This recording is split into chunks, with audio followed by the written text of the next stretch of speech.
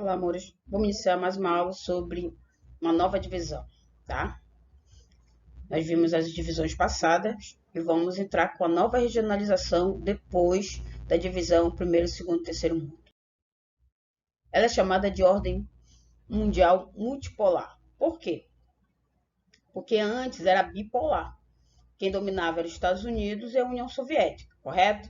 Agora não. Depois que acaba o socialismo no mundo, a ideia que se apresenta e que se observa que não é só dois países que estão dominando, porque agora a divisão ela não é mais só bélica, ela é econômica. Então se observa outros países se destacando nessa questão da influência no mundo, ok?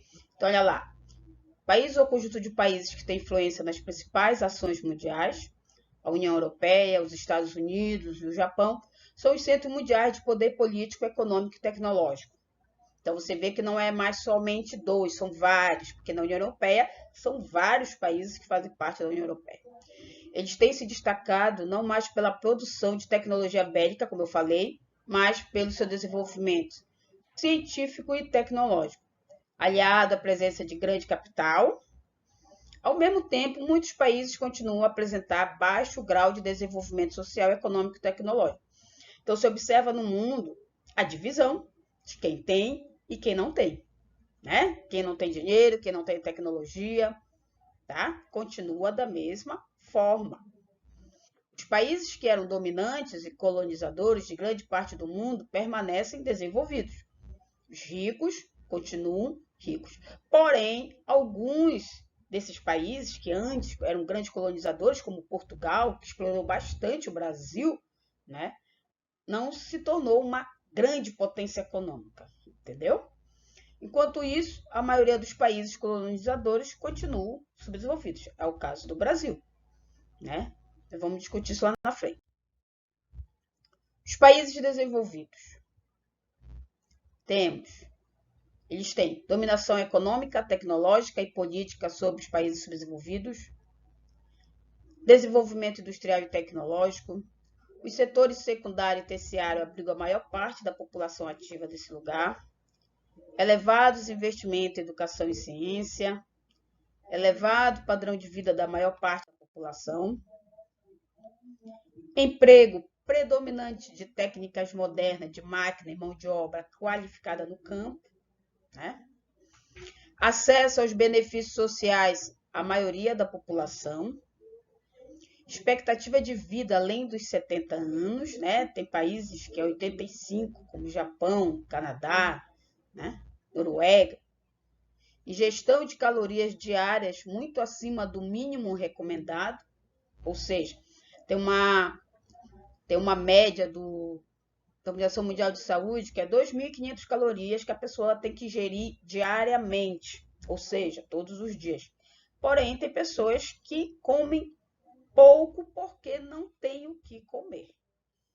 O certo? E aí, quando se fala ingestão de calorias diárias acima do mínimo recomendado, é porque come além do que é colocado, que uma pessoa consegue viver bem, saudável, com 2.500 calorias por dia. Baixo índice de mortalidade infantil e de analfabetismo, predomínio da população urbana, né, em relação à rural, dentro desses países. Modernos e eficientes meios de comunicação e transporte. O grupo dos países desenvolvidos não são homogêneos. Exemplo, Estados Unidos, Japão e Alemanha têm um elevado nível de tecnologia. Já a Espanha, como eu falei ainda há pouco, Portugal e Grécia têm um baixo grau de tecnologia. Elevada renda per capita, alto padrão de vida, sociedade de consumo, porque eles têm como gastar, eles consomem muito, né? Compram muito. Olha lá, trem de alta velocidade. Por aqui, por essa estrutura toda aqui, olha, que nós estamos vendo das rodovias, das ferrovias, muito além. No Brasil não tem nada comparado a isso aí. Nada. Ainda não, né? Os países subdesenvolvidos, originados na expansão marítima europeia, né, do século XV e XVI, e aprofundou-se com a segunda Revolução Industrial, eram países que foram extremamente explorados. Um exemplo, o Brasil, que foi colônia, né, de exploração de Portugal, que era a metrópole.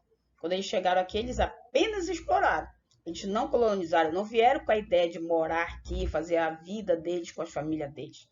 Que nem aconteceu nos Estados Unidos, que é chamado colônia de povoamento. Porque eles chegaram lá e começaram, tanto nos Estados Unidos quanto no Canadá, as pessoas chegaram lá e começaram a morar, viver, crescer economicamente, produzindo naquele lugar. Aqui não, se produzia para explorar, fora que começaram a explorar tudo que encontraram quando chegaram aqui, né? Levaram daqui as riquezas daqui. Dominadas e exploradas economicamente, final do século XVIII, inicia-se o processo de independência das colônias americanas, né? Elas começam a pedir independência e aí acabam as outras colônias seguindo, como exemplo o Brasil, seguindo a ideia de independência, né? Ser o seu próprio país, dono do seu próprio território. Inicia-se a partilha da Ásia e da África com a questão da industrialização, né?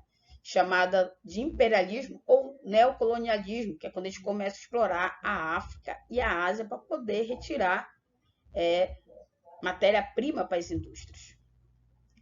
Metade do século XX iniciou o processo de dependência das colônias da Ásia e da África. Então, esses países demoraram a evoluir, demoraram a se expandir economicamente, né? E alguns, quando tentavam crescer, esses países eles vinham de alguma forma e acabavam com esse crescimento.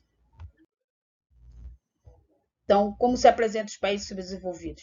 Má distribuição de renda, né? Onde poucos têm muito e muitos têm pouco.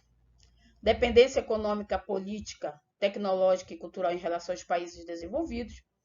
Economia primária exportadora, que produzem bastante agricultura, pecuária, extrativismo para exportar. Isso gera dinheiro, mas tecnologia gera muito mais, que é agregar valores. Os setores primários da economia e o mercado formal abrigam a maior parte da população economicamente ativa, porque o povo fica no campo trabalhando, né, nessas áreas. Altos índices de analfabetismo, de mortalidade e de natalidade e elevado crescimento populacional. Ingestão de calorias diárias abaixo do mínimo recomendado. Alto índice de pessoas vivendo em submoradias, ou seja, favelas, cortiços, né? Dívidas externas impagáveis. Proliferação de grandes centros urbanos sem infraestrutura. Começa a crescer as cidades, mas tem vários problemas na cidade que os governos não conseguem resolver, né? O grupo dos países subdesenvolvidos não são homogêneos, que nem nós vimos nos desenvolvidos. Por quê? Tem alguns, como exemplo aqui, Haiti e a Guatemala têm pouca industrialização. Já o Brasil, o México e a Argentina são países industrializados. Baixa renda per capita. A maioria da população não tem acesso à educação, à saúde e ao lazer. A população sofre com falta de infraestrutura na cidade e no campo. Elevada taxa de criminalidade, mortalidade infantil e desemprego, né? São todas essas características de um país. Os países emergentes são os países subdesenvolvidos industrializados, ou também chamado de países de desenvolvimento. É aquele, né, chamado pobre melhorado. Tem uma vida melhor, um pouquinho. Por quê? Porque a ideia que se tem, a indústria, ela agrega valor à mercadoria. Vou te dar um exemplo. Se eu tenho uma laranja, eu vou vender a 50 centavos. Mas o copo de suco de laranja, ele custa 5 reais. Tava, né? Porque do jeito que está aumentando. Então, olha só. 50 centavos para 5 reais. Então, a tecnologia, ela agrega valores àquela mercadoria. É isso que a gente quer dizer quando fala agrega valores, tá? Então, nós temos China, Índia, México, Argentina, Brasil, África do Sul, Singapura, Tailândia, Filipinas e Malásia, chamado de países emergentes. Tem um crescimento econômico e social, atrai investimento estrangeiros devido à ausência de legislação ambiental rigorosa, né? Fiscalização. O pessoal fala muito assim, Precisamos de mais leis. O Brasil tem a lei brasileira, ela é muito, muito prática, né? E tem tudo que tu pode imaginar. A nossa lei ambiental, ela é uma das melhores leis ambientais do mundo. O que falta é aplicar. O que falta é fiscalização. O pouco de fiscalização que ainda é retirada. Tem pessoas que é multado pelo IBAMA, que às vezes em milhões e não pagam. Entram na justiça, entram por ali, retiro, recebe ajuda de governante e aí deixam de pagar, né? E ali fica o prejuízo ambiental. Mas nós temos as leis brasileiras, principalmente a ambiental, é uma das melhores do mundo. Mão de obra e recursos naturais baratos, né? Retira daqui produtos baratos. A mão de obra no país desenvolvido, ela é barata, perto de países. Um exemplo, façam as contas. O salário mínimo hoje está 1.100 no Brasil. Nos Estados Unidos, são $900. Faz as contas. Quanto custa $1? Está 5 e pouco. Faz as contas. Quanto um salário mínimo nos Estados Unidos, quanto a pessoa ganha? Tá? Incentivos fiscais. Né? Os governos incentivam as empresas a se instalarem, dão áreas, melhoram as ruas por onde aquelas empresas passam. Coisa que para a população tem que chorar para conseguir uma rua asfaltada. Entendeu? Apresenta agravantes sociais de um país desenvolvido, como eu acabei de comentar um. Você olha numa rua cheia de buracos, não tem iluminação, é violência, é falta de alimento para o aluno na escola. São N situações. Grande mercado consumidor, né? Tem muita gente para comprar, porque tem muita gente que vive dentro dos países desenvolvidos. Estabilidade econômica e política, o que nós estamos agora, tudo aumentando, o governo a gente não sabe se dá certo, se não dá, né? A falta de confiança nos governos locais, aumenta o risco dos investimentos, afugentando investidores. Como é que eu vou investir num país que uma hora é uma coisa e depois já muda? Ou não tem sustentação no que se coloca de melhorar aquele país? Nenhum investidor quer arriscar o seu dinheiro. São dependentes da tecnologia dos países ricos devido à falta de investimentos em pesquisa e educação.